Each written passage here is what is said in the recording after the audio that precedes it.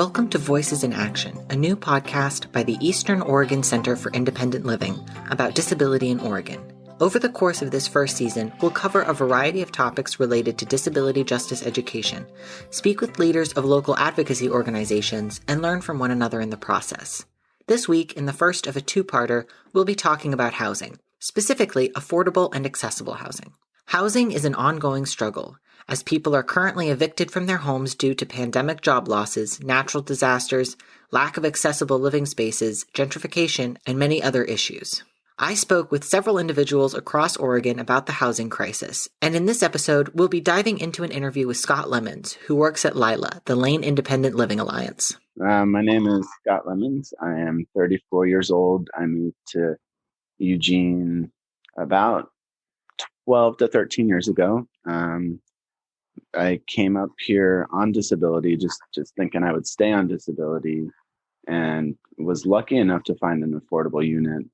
But I was making $760 in disability at the time, and my affordable unit cost $720. So I had $40 of spending money per month, and that was 7 years of my life. So that was difficult. Getting a Section 8 voucher was so intensely, amazingly competitive and difficult, especially here. So that's my relation to housing. But I would say towards the end of that 7 years, that's where I realized, like, you know what, Scott, like, do not let your disabilities come in between you and your dreams and how much you want to really like help people. And so I decided to go to the University of Oregon. I got my major in psychology, my minor in policy, and I got my drug counseling license as well. And I started at LILA, I think about 8 months ago now. And I'm really happy to be advocating for the disabled community because we do not have enough warriors out there. So kind of to start with then, can you explain what affordable housing is and also what accessible housing is? Yeah. Well, so it's a complete misnomer when we're not talking within these circles, right? So affordable housing to the city of Eugene is somewhere in the lines of $1,100 to $1,200 per month. Affordable housing, when it comes to Section 8, means 1/3 of your income. And that makes it so you're not rent burdened. And that's what I consider affordable housing, right? But the projects that are coming out now, they just don't even come close to what most people would consider affordable. Like, you should not have to pay 90% of your check to just have a roof over your head. And yes, it is a human right to have a roof over your head. Like, how are you supposed to go out and achieve your goals, make sure you have a good life, if you're on the streets or if you're struggling every month to just pay your bills? And I'm still even having to get food boxes now, you know, with a job and everything, right? Like, so affordable housing, technically, in my mind, is a housing that does not make you rent burdened, so you can still afford food, some recreation, some form of self-care, whatever it is. You know, it doesn't have to be recreation, whatever you just decide to do. But and then accessibility to housing. So that can have a couple different terms, right? So accessibility with physical disabilities, that's been very hard to help people place into because there's just not enough ground level units or ADA accessible units, which is utter BS. So if we're talking about accessibility in that way, the city is looking out for it a bit, but there's way too much demand than there is supply. But if we're talking about accessibility in the affordable context, I would say there is not accessible housing right now. Yeah. Without a voucher. You know, I mean, if someone's lucky enough to get a Section 8 voucher, and thank God I did 3 years ago. A Section 8 voucher is defined by the U.S. Department of Housing and Urban Development's website as, quote, the federal government's major program for assisting very low-income families, the elderly, and the disabled to afford decent, safe, and sanitary housing in the private market. The participant is free to choose any housing that meets the requirements of the program and is not limited to units located in subsidized housing projects. Housing choice vouchers are administered locally by public housing agencies, PHAs.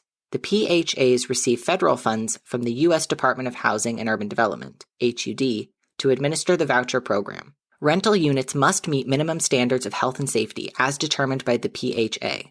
A housing subsidy is paid to the landlord directly by the PHA on behalf of the participating family. The family then pays the difference between the actual rent charged by the landlord and the amount subsidized by the program. Eligibility for a housing voucher is determined by the PHA based on the total annual gross income and family size, and is limited to U.S. citizens and specified categories of non-citizens who have eligible immigration status. In general, the family's income may not exceed 50% of the median income for the county or metropolitan area in which the family chooses to live. Median income levels are published by HUD and vary by location.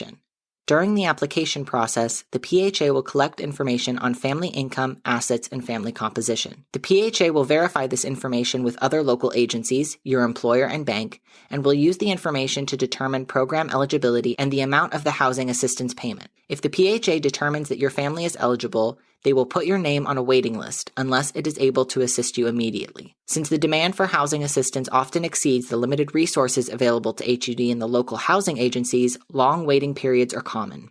In fact, a PHA may close its waiting list when it has more families on the list than can be assisted in the near future. PHAs may establish local preferences for selecting applicants from its waiting list. Each PHA has the discretion to establish local preferences to reflect the housing needs and priorities of its particular community. The PHA determines a payment standard that is the amount generally needed to rent a moderately priced dwelling unit in the local housing market, and that is used to calculate the amount of housing assistance a family will receive. However, the payment standard does not limit and does not affect the amount of rent a landlord may charge or the family may pay. A family which receives a housing voucher can select a unit with a rent that is below or above the payment standard. The housing voucher family must pay 30% of its monthly adjusted gross income for rent and utilities, and if the unit rent is greater than the payment standard, the family is required to pay the additional amount. By law, whenever a family moves to a new unit where the rent exceeds the payment standard, the family may not pay more than 40% of its adjusted monthly income for rent. The PHA calculates the maximum amount of housing assistance allowable. The maximum housing assistance is generally the lesser of the payment standard minus 30% of the family's monthly adjusted income or the gross rent for the unit minus 30% of monthly adjusted income. End quote. All of this to say, there are an incredible amount of barriers in accessing a Section 8 voucher. But most of the consumers that I help at Lila do not have a Section 8 voucher. And like I said, it took me 7 years. It's such a game of chance because, you sign. First of all, they don't advertise it, right? So like when they open up their list, you have to like have connections to know when the list is open.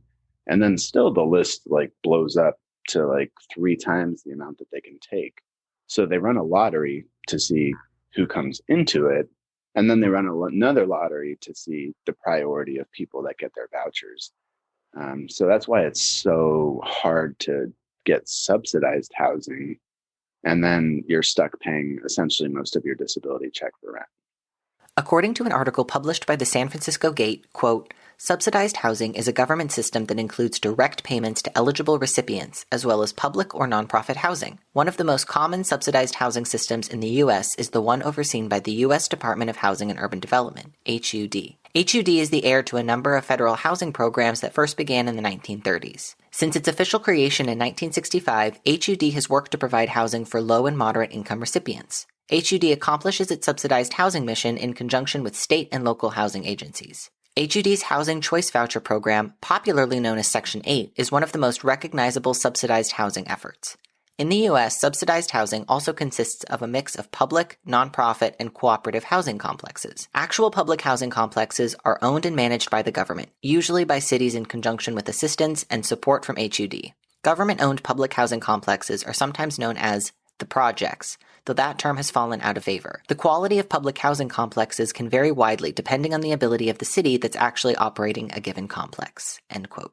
How does affordable housing work on the policy side, right? Because people will be like, okay, well, who's going to pay for it if, it's not being paid for?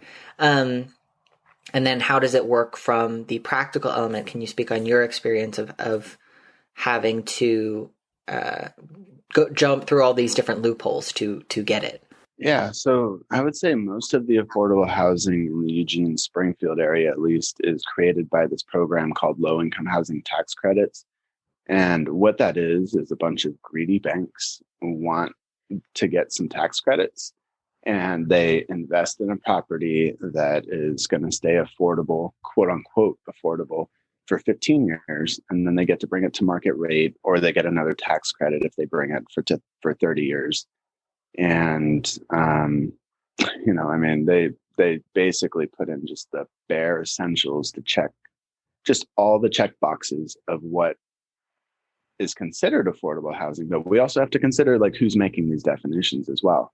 Mm-hmm. And so I would say probably 75% of the affordable housing, whatever you want to call it, like, the inventory is through this low income housing tax credit program. It's a federal program that the Eugene Springfield has decided to leverage a lot. But there's also some affordable housing complexes coming up that the city of Eugene gives so many millions of dollars in tax credits, which is our taxpayer money, by the way, right? It's not the city's money, it's our money, to incentivize developers to build these units. And I think probably one of the best examples I can bring up is this new Willamette Street project that they're coming up with. It's on the old LCC building. And they incentivize them with $10 million. They're giving them the land, and then they don't have to pay taxes for 15 years or something along those lines, something crazy.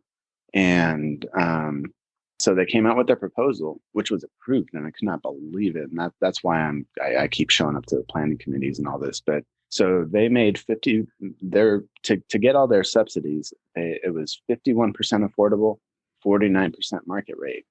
They decided to do 51% affordable, all in studios, and they're going to be charging somewhere between $1,000 and $1,100 for these studios. And I'm sure you know that most people on disability don't make anywhere close to that. And this company's getting $10 million, and then they actually said that their target population was up and coming young people. So they're not even considering the disabled community when it comes to affordable housing. And that's why I'm so active in this space. Yeah, for sure. So what is your kind of history then of advocating for accessible housing in Oregon? So I've done a lot from the inside out because I've lived in affordable housing for a long time. So Mm-hmm. I'm very connected with a lot of the agencies like Homes for Good and Cornerstone Community Housing. I've had to interface with a lot of managers to take care of specific problems. But once I got hired on with Lila, and once I graduated, and they kind of both coincided, but I've always been an advocate for affordable housing. So I just finished up the Middle Income Zoning Equity Commission, I think is what they called it. Oregon passed this law last year called HB 2001, where every city, not the rural ones, but the denser ones, Oregon basically said you are not allowed to move out of your urban growth boundaries because we're trying to keep Oregon green. But we have so many people coming in that you have to learn how to dense up. And my whole role on that board was to convince them that, if we add a lot more middle income zoning or middle income housing, that's going to take pressure off of the affordable housing, because students are not going to be fighting for these affordable housing places anymore. Mm-hmm. And not just students, but like anyone in that bracket, right? So, Right. And I brought up, doing community banks, doing community land trusts, a couple of other things. And the end result was, nope, we are going straight forward in the head with what they considered affordable in the buying area was $320,000. And that just blew my mind. So on the last meeting, I feel like I kind of derailed it a little bit, but I'm glad I did, because I made it all about affordability. I was like, what is your definition of affordability, Mr. City Councilor? Planning commission, like, what do you think is affordable? And they gave their definitions, and it's like, oh, well, think about this. 40% of Eugenians make less than $30,000 per year. That means they can afford $625 per month without being rent burdened, including utilities. And you're sitting here talking about making properties that are $320,000 that are going to rent for somewhere around $1,400 to $1,600. So you've done absolutely nothing for my community. You basically wasted my time. You didn't listen to me. And I'm a constant presence on the Planning Commission. I've applied for the Human Rights Commission and the Equity Commission to keep this issue going and keep it in their ears. But I've been a longtime activist in many different areas. I started in the environment. That's what taught me all my skills. But this is really where I feel like I can make a difference, and I am just completely plugging along. Can you speak then about how housing is tied into kind of larger social justice issues, particularly disability justice? Yeah, I mean, absolutely. I mean, that's why I'm so passionate about this. It's because, especially, I mean, every person on disability has a different story and has a different financial situation, but I would say a vast majority of them make the bare minimum on disability. And sometimes SSI is a part of that, which limits their savings to $2,000. So they really can't even save up for an emergency, let alone deposits and, stuff to move in and that kind of stuff. The Social Security Administration's website explains that, quote, to qualify for Social Security disability benefits, you must first have worked in jobs covered by Social Security. Then you must have a medical condition that meets Social Security's definition of disability.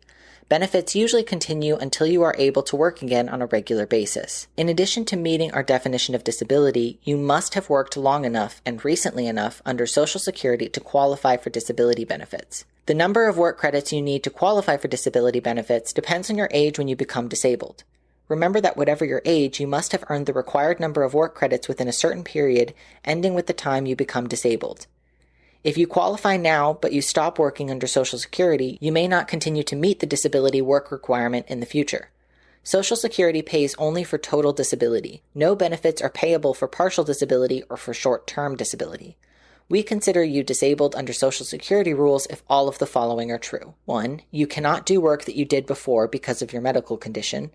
2. You cannot adjust to other work because of your medical condition. Or 3. Your disability has lasted or is expected to last for at least 1 year or to result in death. Social Security program rules assume that working families have access to other resources to provide support during periods of short-term disabilities, including workers' compensation, insurance, savings, and investments. How we decide if you are disabled.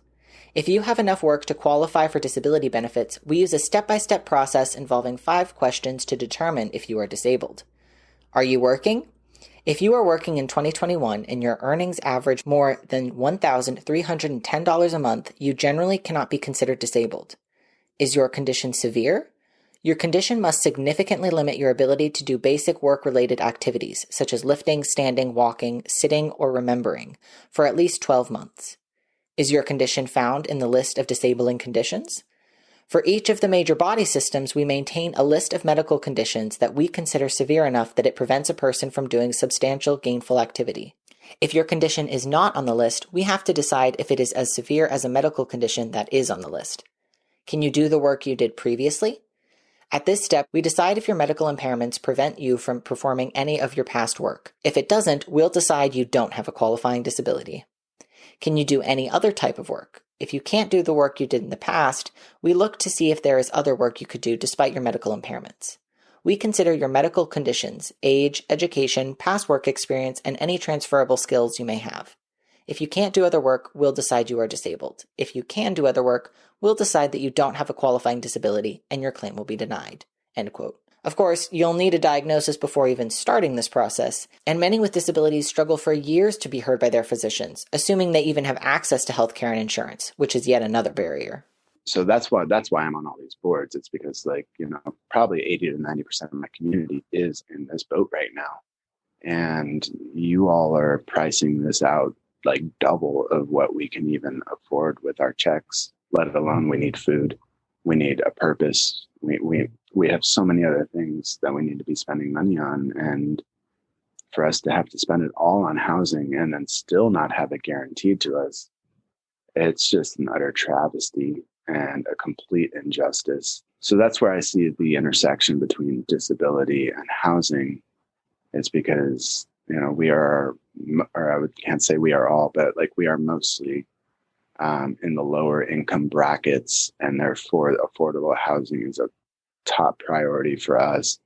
And I would say probably 70% of my consumers that I deal with at Lila are either looking for housing, homeless and need housing, or are in a very bad situation. And I think I've only had success with one person, maybe out of 150 people, finding them affordable housing in the time that they needed. Could you talk a little bit more about policies that you've worked to support or models that you advocate for moving forward?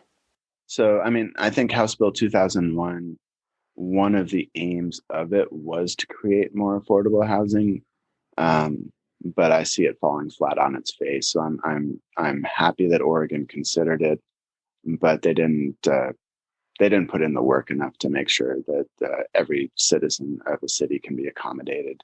Mm-hmm. And like I alluded to before, most affordable housing, unless you find like a private landlord that just wants to help people, mm-hmm. is through these programs that are giving developers a lot of money, and then not creating enough units. I think in the Eugene-Springfield area, we're somewhere around 5,000 units below what we need to be able to support our population. Mm-hmm. And I do not think that in just incentivizing developers to build affordable housing and then keep it affordable for just only a certain period of time is an effective way to do it. And that's why I push the village model. Square One Villages is a very awesome model to go off of. They're still figuring it out, and they still have their own internal problems, but basically the village model is either this, and this has not happened yet, but the city should be giving land to this, but right now it's just been private citizens that have been donating land, and then private builders or architects that are donating their time, and they create these little villages which are absolutely beautiful, and they create a sense of community as well. And so essentially I think the rent there is somewhere around $300, $350, and this is the non-transitional village that I'm talking about. But your rent actually goes towards equity as well. So because it's on a land bank, it's always going to stay affordable, but you get to build a little wealth off of being a good tenant and keeping your house nice. And when you decide to move out, you have a little, what do I call it? A little nest egg to go and put a deposit or buy a car or, whatever. So that's something that I'm really excited about.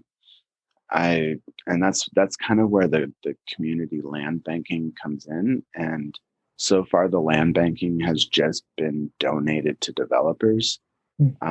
So that needs to change first of all. According to the Grounded Solutions Network, community land trusts, or CLTs, are, quote, nonprofit organizations governed by a board of CLT residents, community residents, and public representatives that provide lasting community assets and shared equity homeownership opportunities for families and communities. CLTs develop rural and urban agriculture projects, commercial spaces to serve local communities, affordable rental and cooperative housing projects, and conserve land or urban green spaces. However, at the heart of their work is the creation of homes that remain permanently affordable, providing successful homeownership opportunities for generations of lower-income families, end quote. Community-wealth.org expands on this. Quote, the trust acquires land and maintains ownership of it permanently. With prospective homeowners, it enters into a long-term, renewable lease instead of a traditional sale. When the homeowner sells, the family earns only a portion of the increased property value.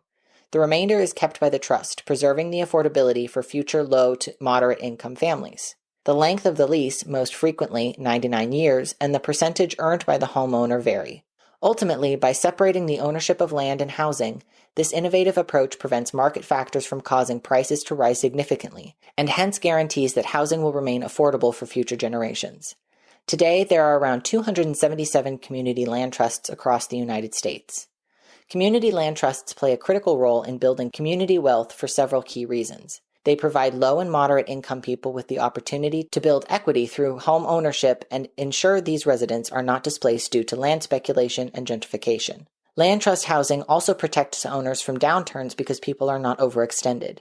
As a result, foreclosure rates for land trusts have been as much as 90% less than conventional home mortgages. Most commonly, at least 1/3 of a land trust's board is composed of community residents, allowing for the possibility of direct grassroots participation in decision-making and community control of local assets. In addition to the development of affordable housing, many land trusts are involved in a range of community-focused initiatives, including homeownership education programs, commercial development projects, and community greening efforts." End quote. The other model that I'm really excited about, the community banks. So there's this neighborhood in Boston. It's called the Roxbury neighborhood, and they were about to be completely gentrified, and all of these people who were paying their rent all on time and everything were about to be evicted, and they formed together as a coalition, and it's kind of why I love activism, right? But they came together and they convinced the city to create a community bank. And if these tenants could show that they paid all of their bills for 10 years, it does not matter what your income is, as long as your responsibility to pay your bills is there. So they were actually able to buy their own houses, not just rent their own houses, but buy them. But this has to be through non-traditional banks. And I know it's a very hard thing for a city to pull off. I've taken a couple classes on it. I've done tons of research on it, but it is absolutely possible. And we need to start thinking about alternative financing if we're ever going to start conquering the affordable housing situation. So then it sounds like the biggest struggle in creating affordable housing is pushing against kind of corporate greed. I would say absolutely yes to that. But then also to people's understanding of what actually affordable housing means. I mean, it's just a complete misnomer, and at least where I live in Eugene and Springfield, we have all these city councilors that run on, we're going to have all these poverty programs, we're going to pull people off of the streets. And then as soon as they become city councilors, they're like, oh, nope, you got to start worrying about this stuff, got to start worrying about internal politics. So I would say those are the two forces that we're fighting against the most, is definitely corporate greed and the way that these programs and incentivizing companies to do this stuff. But also just the misunderstanding of government officials of what affordable housing actually means. And I ram it home every time I talk to them. It's like, you know what, like the people that need affordable housing are also the people that run your city. Look at just what happened with COVID, right? Like, who was essential workers? Who got to stay home? The essential workers were the ones that are making minimum wage, that are running this dang city. And you're just not going to do anything to support them. So I would say those are the two biggest forces we're fighting. Yeah, and I think that also comes back around to people not seeing housing as a human right. You know, that it does kind of, to your point, get pushed aside quite a bit. And also, that's really quite unfortunately, but also very tangibly something that happens with, sweeps and whatnot, where it's like, we want to make the problem go away visually. We don't want to actually solve the problem, because again, it kind of comes back to that belief that housing is not a human right, which it is, and it should be. I know you've talked a little bit about it already, but could you expand on your personal experiences with affordable housing? Absolutely. So where I grew up, most houses were actually affordable. I was able to get a two bedroom trailer for $600, whereas I'm paying $800 here. I have a subsidy, thank God now, but I'm paying $800 for a one bedroom. So I think that the market is on, honestly, that's probably another thing we're fighting when it comes to affordable housing, right? It's just like the insane prices in Oregon. Mhm. But once I moved up here, I was actually thinking that I was just gonna throw my stuff into a storage unit and go to the mission until I could find something, because it was so hard to find some affordable housing. And I had put my name on wait list about a year and a half before I moved up here. And I'm glad I took the leap of faith, because this one complex called me when I was driving through California and said, "We have one tiny studio open for you." And granted, it was most of my disability check, but I wanted to move to Eugene so bad that I did it. And I had no idea that I would be in that position for 7 years, basically having $40 a month of spending money. But it was still such a gift to know that I wasn't going to be unhoused. And, so, and then living in affordable housing is not, and I'm sorry to say this, but like, it's not the most enjoyable thing in the world either, right? Like, I really appreciate, understand, and know that we need to pull people up from every single demographic. But Homes for Good, and I think HUD in general, has come out with a new program called project-based vouchers, which started, I think, about 2 or 3 years ago. And these developers, of course, get extra tax incentives to create these places, and they're not really screened. And so, for example, I am living right below a meth dealer right now, and I just literally can't sleep. So like, there's a lot of drug problems in affordable housing. It doesn't seem like the local agency is willing to do anything about it. We try our best to create a community in these affordable housing complexes. I've only lived in 2 here over 11 years, because I love the community aspect of it, and I get to find friends in here. But it's like we're always trying to battle either management or some kind of dysfunctional thing that's going on in the building. And I left my old place because this guy was stalking me and trying to fight me for a year and a half. So I moved into here, and I thought this place was going to be great because it's in a little bit better part of town. And I was so sick of like seeing people just shoot up needles on the way home from work. So I moved here. And then now I'm seeing all these unhoused people just being removed from the streets of Fifth Street Market to make it look better. And that absolutely kills me to the core. And then once you get in here, you realize that these people are, like, most of them, yes, absolutely. I mean, everybody deserves a house, but like, some of them need a different level of care or wraparound service. And there are places. But there's only 2 places in all of Eugene that do that. So it's very difficult. And then the income qualification is another thing that I kind of wanted to discuss with you. So you can, I mean, of course, like, you have to qualify to live in affordable housing. You can't make too much money. But after the first year, if you passed your first year review, you literally can win the lottery and they will not kick you out. But if you make a little too much money in that first year, you're homeless immediately. And so they basically, it's, and I know there's so many disincentives built in with the entitlement process, but I feel like affordable housing, first of all, tries to cater to the poor, but also tries to keep you poor. Right. And it sounds like that's, well, I'm aware that that's also an issue with disability in terms of, not being able to save more than $2,000 in your account at a time. Yeah. Well, that would be for SSI, but I am on under that. So like, you have to find such creative ways to like spend your money or save your money, or, like, I spent a lot of money to make sure that my account was below. And I just went and bought 6 months worth of Walmart stuff. I mean, I feel like I'm doing it smartly, but like, a lot of people just go out and just spend it on restaurants or whatever, just so they can keep it under their limit. So I think that's another thing. And that's not just with affordable housing. I think that's more with SSI but they both have the same disincentives built in. And, we want upward mobility for our community. Why would you disincentivize it?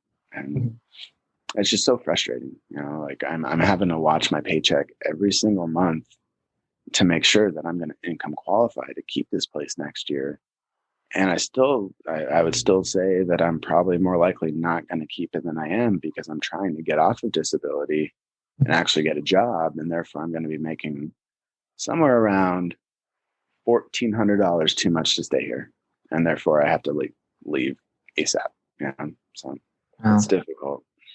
What are some things that you wish people knew about affordable housing, or common misconceptions that you come across that really seem to be kind of embedded in culture? First of all, that we are a bunch of lazy bums that are not trying to do anything and are just trying to milk the system, because I would say 60% of the people in every community that I've lived in is either volunteering or working or doing something to better their community to the best of their abilities. And that's all that really matters. Purpose is so important to a person's life. And for you to have to income qualify and stay under these limits, it kind of eliminates any possibility of purpose outside of volunteering. So that misconception that we are just a bunch of lazy people that are trying to suck off the system, that's probably one of the most damaging things, not just to us personally, because, it's hard not to take that personally. And your family says that stuff, society tells that to you in overt and covert ways.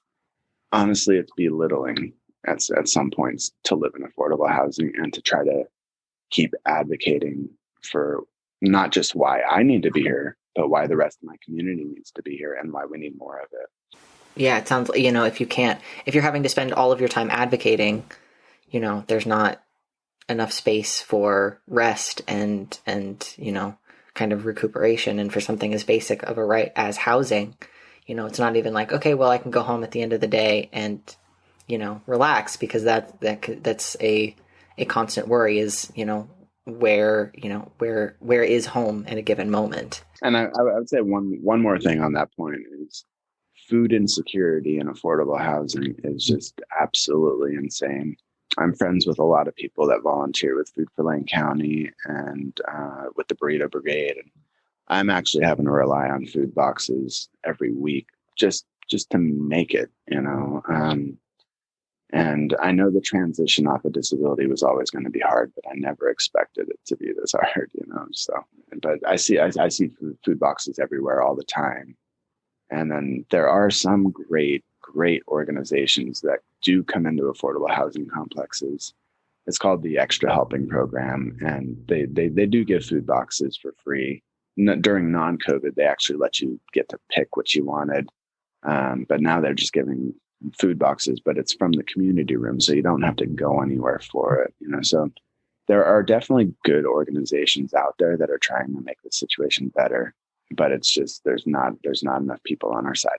Affordable housing is just one element, right? People need support in other ways, especially if they are struggling with I don't know if trauma is too strong a word, but I would not say that's too strong at all. Yeah, so if you're unhoused, you have to worry about food, about being harassed or arrested by the cops, or even sexual assault. Even just saying, great, we have affordable, accessible housing, we're going to put you in this building, boom, there you go, is not remotely adequate, right? It's, other kind of supports are needed, mental health support, help in getting a job, access to transportation, support in dealing with possible substance abuse. Yeah, it sounds like that housing is just a very, very small part of it, but it is kind of seen as the end all be all, and we can't even get that little piece of affordable housing figured out. So yeah, we can't get that little piece of Maslow's triangle, right. let alone think of what it actually takes to build a life, right? So yeah. If you can't have secure food, if you can't know that this roof over my head is not it might not be here in 5 months. How are you supposed to build a life on such a foundation that's like sand? It's quicksand. It's incredibly frustrating to see and experience how the government works so hard to keep certain people in poverty, especially because they turn around and demand to know why you then are in need of forms of support, such as, SSI, food stamps, affordable housing. And you're like, well, it's because you've created all these barriers that have prevented me from being self-reliant. And capitalism targets disabled people, especially because, your body, the source of your labor, is the only way for the system to earn profit. So if for whatever reason you can't fulfill their standard, you have mobility issues, chronic illness, a learning disability, you're neurodiverse, whatever reason, you're kicked out. It's that brutalizing dynamic of the government villainizing people who need support when they're the ones who put them in that position to begin with. It absolutely boggles my mind. And to think that we live in one of the richest countries in the world, it is so frustrating, and like, I'm not just trying to speak from my own personal experience, because I've tried to help so many people in affordable housing. I created the affordable housing class at Lila to help people into these things. And I just see such a failure rate when it comes to actually getting into places. And it's so depressing, so frustrating. And, I see possible solutions, but nobody's willing to listen. Right, because the solutions have to be radical. They have to be disruptive to the system if they're going to work and actually help people. If we want to achieve anything, we have to stop working within an inherently ableist system. But, dismantling something like capitalism, which is so ingrained into our culture that even those suffering under it see it as a good thing, it's going to be incredibly difficult to accomplish. And I also think the history of affordable housing is a really important topic to this, right? Because, and I'm not the expert on this one, I only have a minor in this, but, back in the day, like in the 60s and 70s, the government built a lot of, it wasn't affordable housing. It was like, this is government guaranteed housing. And then they I know this is a derogatory term, I just don't know how else to say this, but like, they were so neglected that they were turned into slums. And these people, these people were always suffering in these places. As they are now still, even though they're not those buildings anymore. But the public perception of what affordable housing is, they picture, New York City with those huge crime towers and nobody having any proper form of existence that anyway relates to human rights whatsoever. So there's not even a political will to increase affordable housing because that's a perception of what it is. I would say another thing we're fighting is NIMBYism, not in my backyard. So it's like, you can do that somewhere else in this town, but not in my backyard. You're not going to bring these people around me. And that has been, that comes up in a lot of things, but I would say mostly with affordable and transitional housing. Could you talk a little bit about how transitional housing is different from affordable housing? Absolutely. So it's a subcategory of affordable housing, but transitional housing is, so like MLK Commons is a really good example, and I think they're doing a really great job, but we just don't have enough of it. So that's the housing that takes people like from the streets with drug addictions into housing, and then they give them wraparound services on site and kind of like check in with them. It's actually part of their residency is that they have to follow through with treatment and that kind of stuff. And then they can go and earn a voucher to move on to affordable housing. So that's what transitional housing is. Whereas like affordable housing is more for just people who really, they don't need a transition. They're already there and they just cannot afford the market rate. Yeah, it kind of, this is kind of an aside, but I volunteer with a city councilor in Salem, and she is like really pushing for more affordable housing and whatnot. But because of the kind of culture and nature of Salem, a lot of it is temporary housing associated with a lot of Christian groups and whatnot. And so a barrier that I see come across a lot is like this, you have to be willing to go to church and whatnot in order to access housing. And that was something that until I had kind of done that volunteer work for her, I had never, I know of like Christian shelters and whatnot, but in terms of like kind of leveraging that as in terms of like more permanent housing was kind of a messed up thing. that I had not seen before, but it seemed to be very common and very normalized of like, well, in order for you to qualify for housing, you have to follow our beliefs, which, also in a lot of cases excludes LGBTQ people and whatnot. And so that kind of is an additional barrier that I don't know if you see in Eugene as well.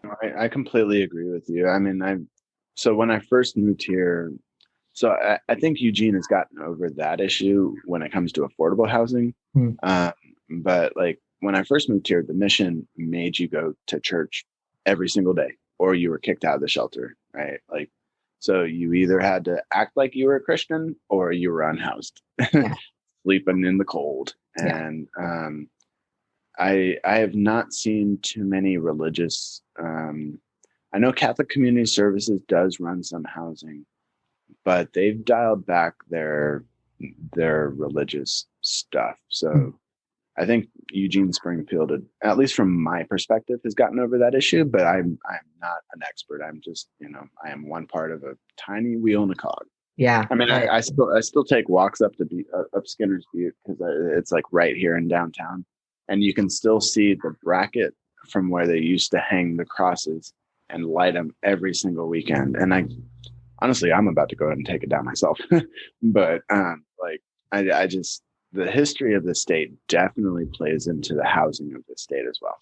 It's all intersected, especially when you look at the demographics of people who generally are unhoused. It's going to be the most marginalized community members and the most in danger community members. So put in danger by, such things as criminalization and the police. I'm so glad you brought up the intersectionality issue. I mean, because I was an environmental activist for a very long time, still dabble in it, but like I've more committed myself to disability advocacy at this point. But you do notice that most of the affordable housing complexes are built in some of the most polluted areas. Right.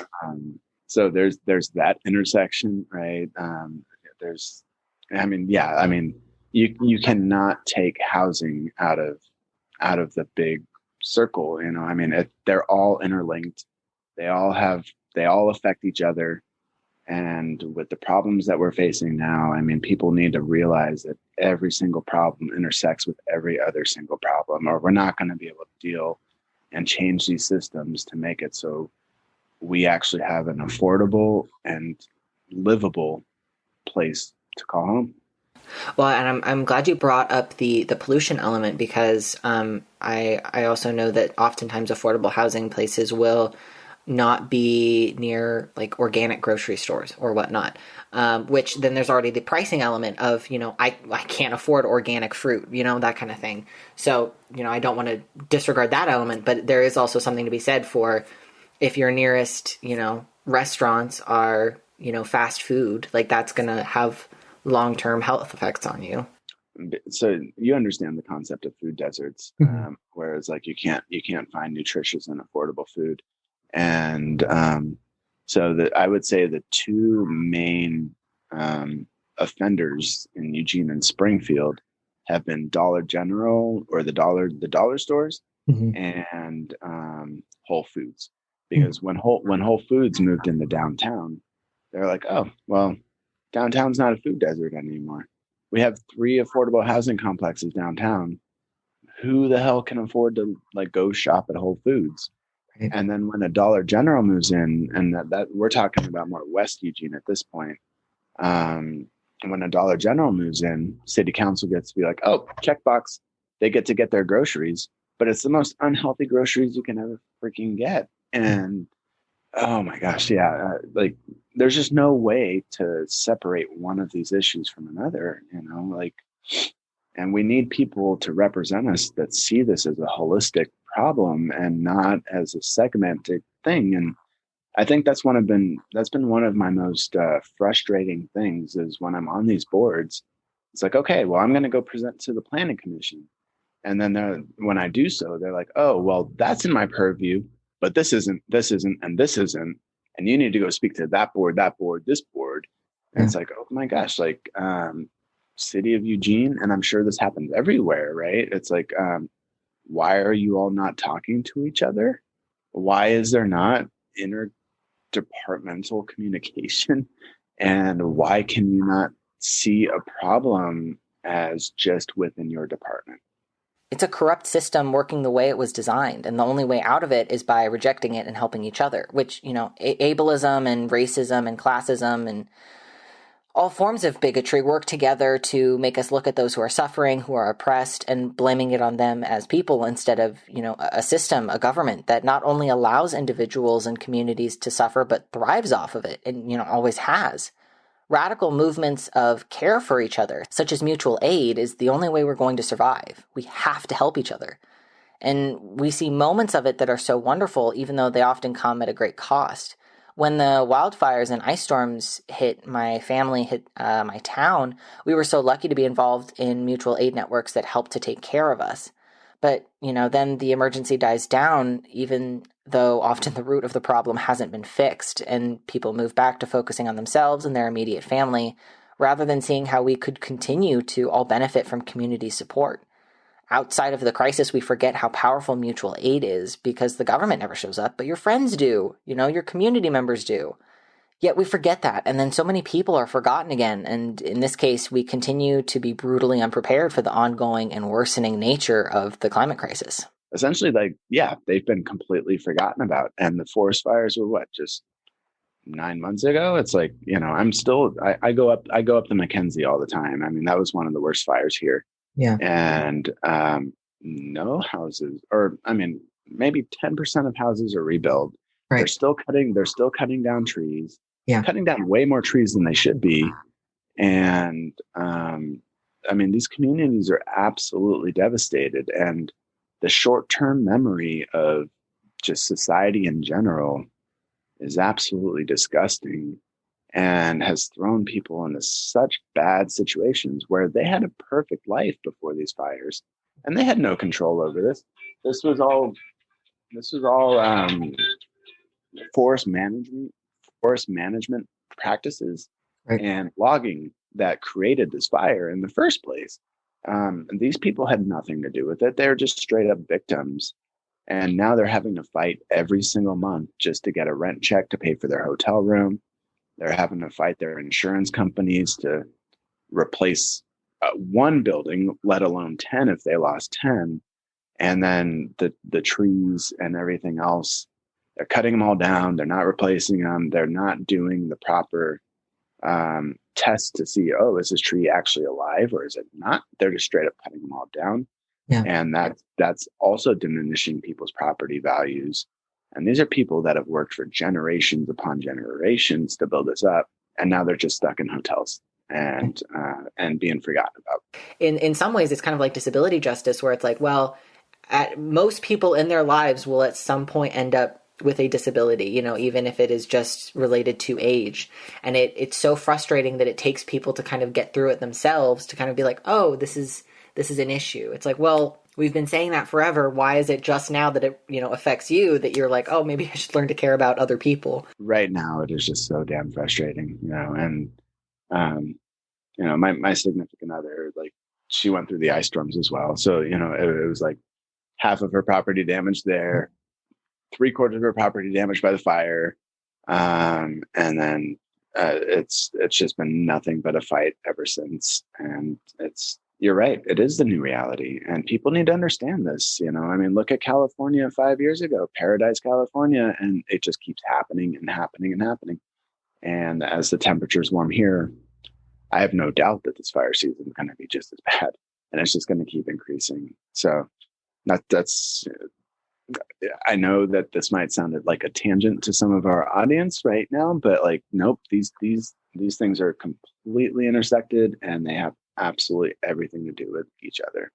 Right. Yeah. Because it's basically, if at some point it's a reasonable assumption to say that you will probably lose your home, either due to an eviction because you lose your job or due to a natural disaster, what is your plan, And kind of starting these conversations also puts people in the mindset of, oh, now that I'm having to think about it, how are other people doing this? And, how can we, really help out each other? That is ultimately, I would say, one of the benefits of one of the very few benefits of these natural disasters is really kind of being forced to go, okay, how can I actually help my community members, and how can they help me? Not in a transactional way, but in a very a reality sense of, yeah, exactly. It's mutual aid. It's, they have running water, they don't have power, but they have running water. So, we can go over and shower there, which is something that, you don't have to usually think about if you're in a house.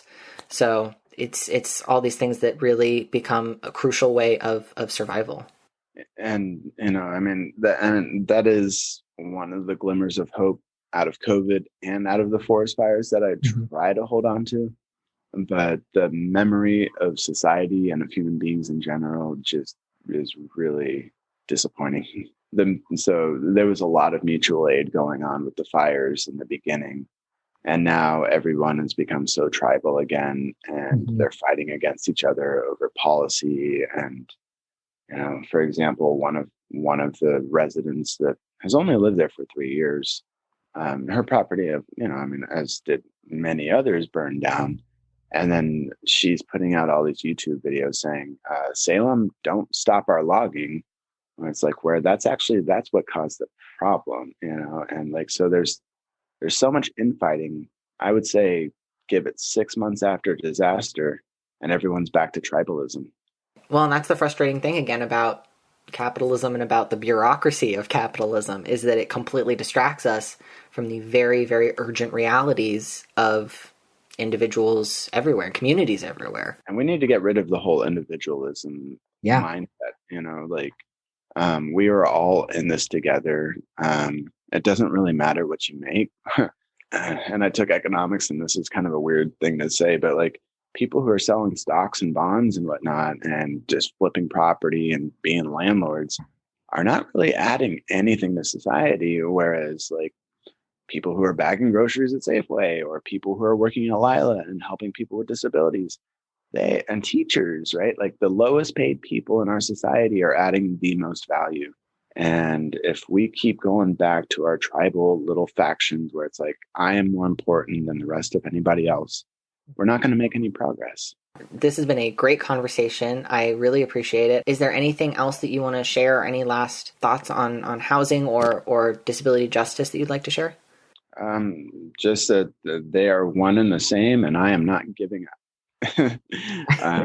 And there are many more people out there like this, and like you and me, and we will change this world. It's going to take a long time.